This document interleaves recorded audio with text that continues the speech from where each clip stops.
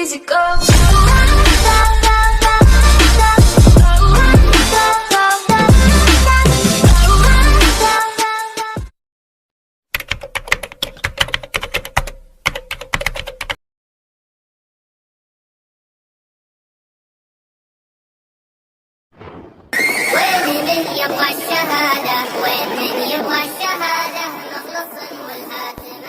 Para sahabat Rasulullah adalah manusia-manusia pilihan. Mereka mendapatkan gelar generasi terbaik umat Islam. Merekalah contoh paling ideal bagi kaum muslimin untuk berkaca.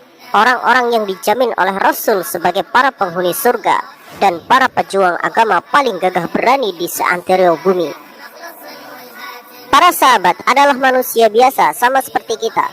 Mereka juga punya kebaikan dan punya keburukan. Dan di antara para sahabat, tidak semua sahabat Rasul adalah ahli agama. Ada juga yang ahli berperang seperti Khalid bin Walid. Jadi, jangan berharap ada hadis yang diriwayatkan oleh Khalid bin Walid, karena beliau adalah ahli perang, bukan ahli hadis.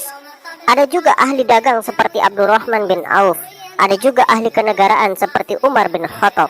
Tapi ada juga yang ahli mabuk, dialah Abu Mihjan.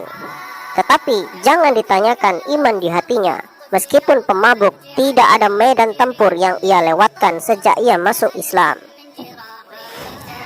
Bahkan para sahabat mengakui Abu Mihjan adalah teror tersendiri bagi pasukan kafir.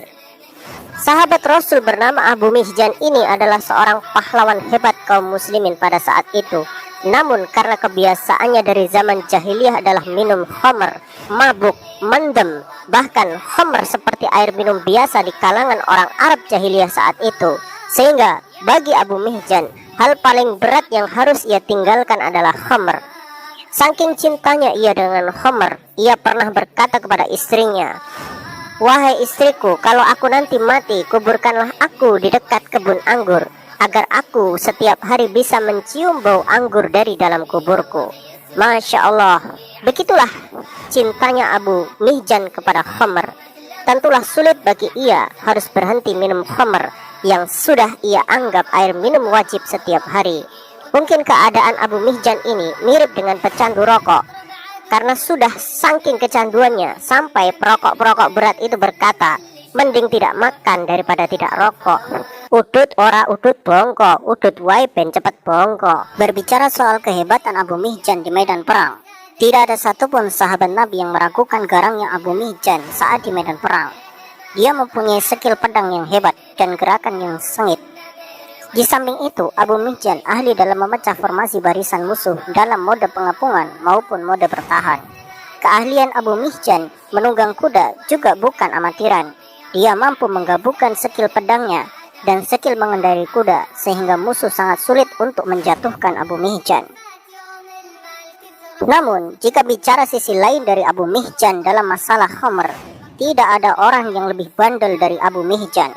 Pada masa kepemimpinan Abu Bakar, Abu Mihjan sering dihukum cambuk 40 kali sebagai hudud karena telah meminum khamr. Perbuatan itu ia lakukan berkali-kali, sehingga kaum muslimin sendiri bosan melihat Abu Mihjan lagi dan Abu Mihjan lagi yang mendapatkan hukuman cambuk karena minum khamr. Ketika kepemimpinan Umar bin Khattab radhiyallahu anhu, hukuman bagi peminum khamr ditambah menjadi 60 kali cambukan. Dan tetap saja Abu Mihjan adalah langganan cambuk karena selalu mengulangi minum khamr. Sebenarnya Abu Mihjan telah berusaha untuk meninggalkan khamr, tetapi godaan khamr selalu saja membuatnya melanggar tekadnya sendiri. Bahkan dia telah pergi ke semua medan perang untuk menggapai syahid. Dia berharap dengan syahid Allah akan mengampuni semua dosanya, dan dia tidak lagi menyusahkan orang lain karena kebiasaan minum khamrnya. Saat itu pecahlah pertempuran Qadisiyah. Umat Islam yang dipimpin oleh Sa'ad bin Abi Waqqas berangkat menuju Persia untuk menjinakkan negeri penyembah api tersebut. Karena saat itu Abu Mihjan baru saja kedapatan minum khamr, Umar bin Khattab radhiyallahu anhu memerintahkan 2 orang untuk mengirim Abu Mihjan ke suatu daerah untuk dikarantina. Namun di tengah jalan Abu Mihjan berhasil kabur dan menyusul pasukan Sa'ad bin Abi Waqqas menuju medan Qadisiyah. Sesampainya di Qadisiyah, Abu Mihjan meminta kepada Sa'ad bin Abi Waqqas untuk berperang. Dia berharap bisa mendapatkan syahid Dengan begitu, ia tidak lagi akan menyusahkan orang lain karena kebiasaan mabuknya. Sa'ad pun mengizinkan Abu Mihjan berperang. Abu Mihjan pun berperang bagaikan singa yang kelaparan. Semua orang kagum dengan kehebatan Abu Mihjan. Ia benar-benar orang yang berharap mati datang hari itu juga untuknya. Namun apalah daya, Allah masih menghendaki Abu Mihjan sehat walafiat. Di sela-sela istirahat itulah godaan khamr merasuki Abu Mihjan. Keinginan minum khamr membuat akalnya tidak lagi waras. Ia pun nekat meminum khamr. Maka Sa'ad bin Abi Waqqas pun terpaksa mengurung Abu Mihjan di kerangkeng besi dan mengikatnya di sana. Pertempuran kembali terjadi, tapi Abu Mihjan tidak bisa ikut berperang. Di saat seperti itulah Abu Mihjan menangisi kesalahannya. Andaikan ia tidak meminum khamr, maka saat ini ia pastilah berada di barisan terdepan kaum muslimin untuk menjemput syahid. Abu Mihjan pun bersyair dengan penuh kesedihan. Sedih menyelimuti hatiku, karena aku terbelenggu di balik jeruji besi. Bila engkau melepaskan besi yang membelenggu diriku ini, niscaya akan aku raih syahid dalam perang. Diriku kaya akan harta dan kawan, namun kini mereka meninggalkanku sebatang kara. Tubuhku kering karena sengatan matahari. Ku perbaiki timbangan yang rusak, hanya ampunan Allah yang aku harap. Mendengar rintihan Abu Mihjan, istri Sa'ad merasa iba dan kasihan. Abu Mihjan pun merayu istri Sa'ad agar melepaskan ikatannya. Abu Mihjan berjanji jika ia syahid maka ia tidak akan menyusahkan orang lain lagi. Jika ia masih hidup maka ia akan kembali ke penjara dan menerima hukumannya. Istri Sa'ad pun memberikan kebebasan kepada Abu Mihjan karena janjinya. Maka Abu Mihjan membawa kuda milik Sa'ad bin Abi Waqqas yang bernama Balqa, dan ia menutup wajahnya dengan kain hitam, kemudian menuju medan perang dengan penuh keberanian. Sa'ad bin Abi Waqqas saat itu sedang terkena sakit bisul di sekujur tubuhnya, sehingga ia tidak bisa menunggangi kuda.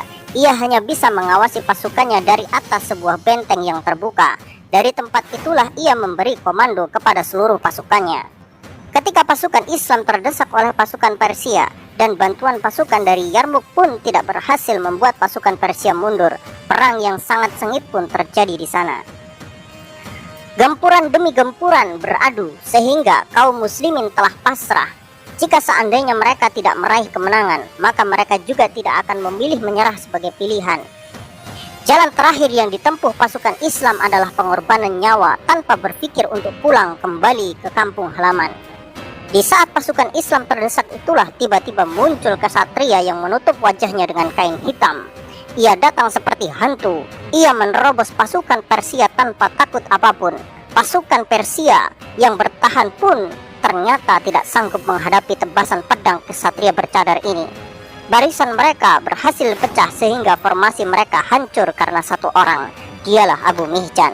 Sa'ad bin Abi Waqqas pun terkagum-kagum dengan sosok pengendara kuda ini. Dia bergumam, kalau aku tidak yakin Abu Mihjan ada di penjara, aku pasti mengatakan dia adalah Abu Mihjan. Dan jika aku tidak yakin si Balqa ada di kandang, aku pasti katakan itu adalah Balqa. Sa'ad bin Abi Waqqas sangat yakin jika itu adalah Abu Mihjan dan kuda itu adalah si Balqa, kuda kesayangannya. Namun ia juga yakin Abu Mihjan ada di penjara dan Balqa ada di kandang. Kesatria bercadar itu pun terus menghantam pasukan Persia tanpa ampun. Dialah penguasa medan tempur saat ini. Seolah pertempuran ini adalah panggung miliknya untuk menunjukkan betapa hebatnya dia dan betapa rindunya dia dengan kematian. Ia seperti orang yang berusaha menebus semua dosanya dengan berharap kesyahidan sebagai tujuan utamanya. Benar-benar orang yang tidak mengenal rasa takut sama sekali. Pada hari itu pula Allah Subhanahu wa Ta'ala berikan kemenangan bagi kaum muslimin. Seperti janjinya, Abu Mihjan pun kembali ke penjara dan mengikat dirinya. Ia tepati semua janjinya tanpa berpikir untuk lari.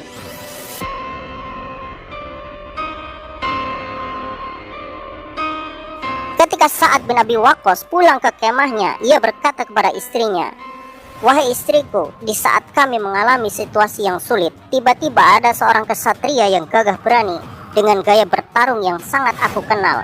Dialah orang yang menghancurkan pasukan Persia Jika aku tidak mengikat Abu Mihjan di penjara, aku yakin itu adalah dia."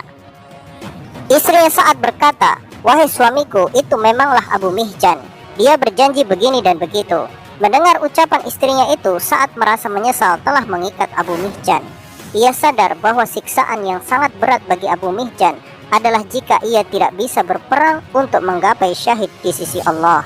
Sa'ad pun kemudian menemui Abu Mihjan dan berkata, "Demi Allah, aku tidak akan pernah lagi mencambukmu dari hari ini." Abu Mihjan pun berkata, "Demi Allah, aku tidak akan minum khamr lagi setelah ini. Bukan aku takut kepada cambuk, tetapi karena aku ingin Allah membersihkan semua dosa-dosaku." Subhanallah, kita lebih layak untuk mengikuti jejak Abu Mihjan. Berapa banyak dosa yang kita lakukan tetapi kita tidak pernah membersihkannya. Bahkan kita merasa aman dari dosa-dosa itu, padahal Allah memberikan kita kesempatan untuk membersihkannya. Sahabat yang beriman, seseorang yang memahami kesalahannya dan berusaha merubahnya, kemudian ia mengulangi lagi kesalahannya, kemudian ia bertobat, kemudian mengulanginya, ia mungkin masih butuh proses untuk berhenti secara sempurna.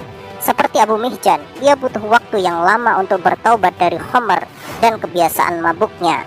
Semoga kisahnya menjadi teladan bagi kita semua yang masih berusaha untuk membersihkan diri dari dosa. Wallahu a'lam bishawab.